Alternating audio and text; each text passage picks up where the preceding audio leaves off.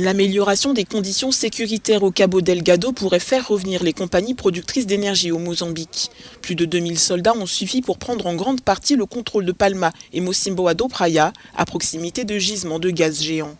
Des succès encourageants même si les civils continuent de payer un lourd tribut. Le chef de la mission des troupes de la SADC au Mozambique révèle que les attaques et les atrocités contre les femmes et les enfants continuent dans les forêts où ils se cachent. En plus de la force conjointe de la communauté de développement d'Afrique australe, le gouvernement de Maputo bénéficie du soutien d'un contingent militaire du Rwanda. Pour José de Oliveira, chercheur en affaires énergétiques, les conditions commencent à être réunies pour le retour des multinationales. Les pressions sur le Mozambique et le soutien qui peut être apporté pour résoudre la situation d'insécurité militaire et sociale, je pense que cela portera ses fruits. Le Mozambique est actuellement un pays avec les plus grandes réserves à développer. Il n'y a pas beaucoup de réserves de gaz, mais les plus concentrées sont au Mozambique.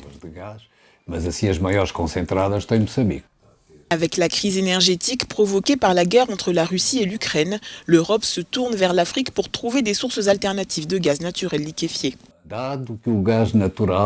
Étant donné que le gaz naturel va être un combustible de transition et qu'il durera beaucoup plus d'années que le pétrole, et étant donné l'importance que le gaz naturel liquéfié prend maintenant dans le monde, je suis convaincu que les projets au Mozambique seront couronnés de succès.